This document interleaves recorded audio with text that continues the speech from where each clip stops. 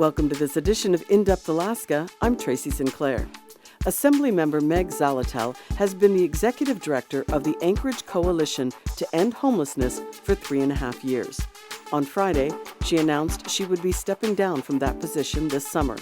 Reporter Quinn White sat down with Ms Zaletel to talk about her time at the coalition. Tell me about these changes that are going on. Yeah, so I'm going to be leaving the coalition as its executive director this summer. I have an opportunity to do some things with my family, and after 3.5 years of working 2 full-time jobs, both as an assembly member and the executive director here, we can take some time and focus on them. Those are 2 really big jobs. Yes. Those are 2 super big jobs. I didn't realize that you were doing both the assembly and this. Yep. Wow. Tell me about what the last few years have been like for you. They've been some of the most challenging and rewarding I've had in my career. I really got a unique opportunity to take the helm here. As we were coming out of COVID, my first challenge was how to decompress the Sullivan Arena as a mass care facility. And that was quite the challenge. But what that challenge really sparked was great opportunity. And so I'm really proud of the work we've done here in the last 3.5 years. We've really set a solid foundation for the homelessness response system in Anchorage. And we've done really cool things like converted hotels to create 275 housing units. And we did that at lightning speed. We also turned on Anchorage's first complex care shelter, one of very few in the nation. And we started coordinated street outreach. So we've added really significant pieces to the system that were definitely needed. We learned so much out of COVID. So what I think, is that 3.5 years has been really busy, but for all the best reasons. Yeah, COVID also really exacerbated our homelessness numbers across the nation too. So it's been a challenging few years. Yeah, coming out of COVID, the nation ran smack into a housing crisis. The good news for Anchorage is we use COVID to really bolster our data. We know who is in the system and where they are at, so we can respond faster. But yeah, the housing crisis is very real. I think that's where my work on the Assembly and the Coalition has really collided, is I've been able to work on housing policy while also working on housing strategies at the ground level here. I think housing will continue to be the greatest challenge Anchorage faces for the next couple of years, but we're not without tools, we're not without strategies, and frankly, we're not without momentum. I think the momentum is really exciting. And I can't wait to see what happens over the next couple of years. I think we've laid groundwork to really do something special. Are you planning on staying on the assembly? No, my term ends Okay. On the 22nd, so time of transition. You're just excited to spend time with your family. Yeah, when you have a job like this or you serve on the assembly, and when you do both, they really walk alongside you in that. So I'm really excited to get to be with my family and really focus on them for a while. Tell me, what are you proud of that you've done during your time here? So much. One of the things I'm most proud of is the team we've built here. This team is full of subject matter experts who know what to do and how to do it, and they can pivot. And that subject matter expertise and that flexibility really supports the entire homelessness response system. We are here for the providers, we are here for the people, we center people experiencing homelessness in everything we do. And that has really been a significant shift in perspective across the system over the last 3 years. And we innovate. I think that is to create and foster an environment for innovation when this world seems to be constantly changing, is exciting, and I think it's what keeps really amazing people doing this work, whether it's here at the coalition or in the system itself. So tell me a little bit more about what sparked your decision to step down at this time. Yeah, I think I'm leaving the coalition in a really great spot. Opportunity came up for my family, and I feel like the base has been set.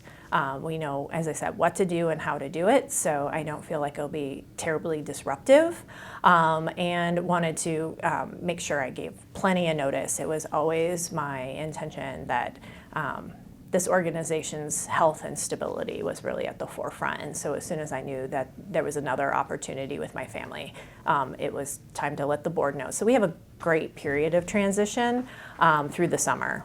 Yeah, I was going to say, it doesn't sound like you're going to be here through the summer. Yeah, I have a little bit of vacation time spent pent up that I'm going to take first after I leave the assembly, but then I'll be back and we'll go through the summer. That's a really important time in homelessness, right? And so I want to make sure we work in seasons here. We want to transition into the next season smoothly. Now, did the lawsuit that was filed earlier this year, did that influence your decision to step down? Not at all. Do you have any kind of comment you want to make about the lawsuit? No. Okay. Now, I want to ask you, what do you hope that your legacy is here? You said that you've really laid the groundwork. How do you hope people run with it? Yeah, that they realize that the response to homelessness and the solution to homelessness is dynamic, and that they're not afraid to try things. We have piloted a number of initiatives or opportunities, whether it's a hotel conversion, moving into street outreach, and taking our data systems and kind of the backbone of the system out to the people.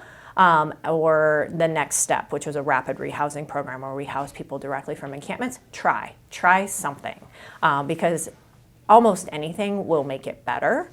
Also, when you try something, center the person.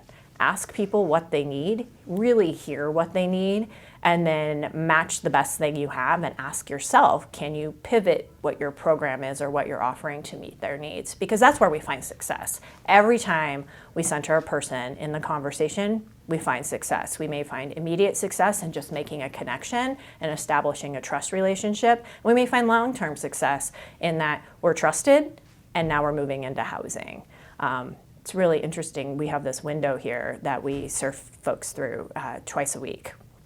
And it's that ongoing trust relationship that results in housing more times than we often expect. Wow. It feels like kismet, but it's not. It's that trust relationship, it's having good information, and it's just being steady in our approach. Yeah. Now, how have you seen homelessness change in your 3.5 years here? Yeah, significantly. The community learned some really great lessons out of COVID. We completely do shelter differently now. It's 24/7, it's housing focused. We use non-congregate opportunities. We also have seen it change in that we know who is in the system and where they are. We are so much more efficient than we've ever been. And I think we have a community agreement that the solution to homelessness is housing with supports, because that's efficient, effective, and economical. It's really where we're headed. So I think that's where it's changed. We've just gotten more sophisticated. A lot of what Anchorage is doing, and we often don't realize it because we feel a little isolated up here, is on the forefront of what's happening nationally. Anchorage is doing everything any community that's finding success is doing. It's just a matter of scale. And when we've had the opportunity to really scale an approach, we see our numbers go down. Unfortunately, right now, homelessness is changing in the inflow. We are seeing families who cannot afford their rents. And so we're seeing more families enter the system, and they're just priced out. So I think if I had a magic wand, the thing I would do to address the changes that are coming is how do we catalyze and move affordable housing development as quickly as possible? And hotel conversions are great, but they don't often work for families. So now how do we take that next iteration and say, what's the quick way that we can create affordable housing for families so that we have more of it, so families aren't getting priced out? I think it's always, the community gets concerned when children are involved, of course, right? And so I think we've built the foundation, we know what to do. Now it's like, let's address those who are, really kind of coming into the system in a way we didn't expect. I think sometimes one of the challenges that I face when I talk about homelessness with others is sometimes I feel like others forget to be compassionate to others. What do you hope that people in our community know about our homeless neighbors? Yeah, that they're people. They have stories and lives and loved ones. They're someone's daughter, son, person. They're someone's person, and that they deserve respect and dignity. No one expects to experience homelessness. It's usually one unexpected thing that kicks something off that you didn't anticipate: a car repair, a childcare situation, a lost job, and it snowballs from there. And so I ask people when they see someone to come from a position of compassion and think about, what could your one unexpected thing be? Because I think that from that position, we can have a lot more grace with especially our unsheltered neighbors. And they are our neighbors. We all want to live in this community together. Yeah.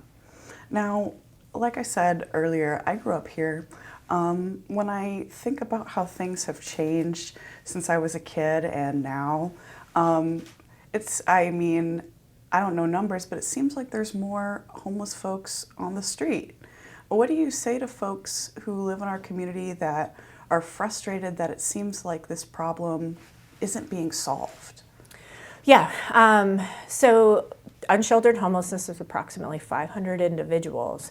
I think it's a twofold issue. One, we're in a nationwide housing crisis, and Anchorage is feeling it acutely. We need to remember that is why we are seeing people living unsheltered. There is not enough affordable housing.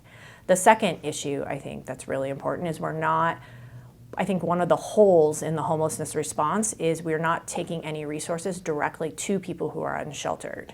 If we were to invest in housing solutions directly targeted to people who are unsheltered, I think we'd find great success. We piloted that last summer.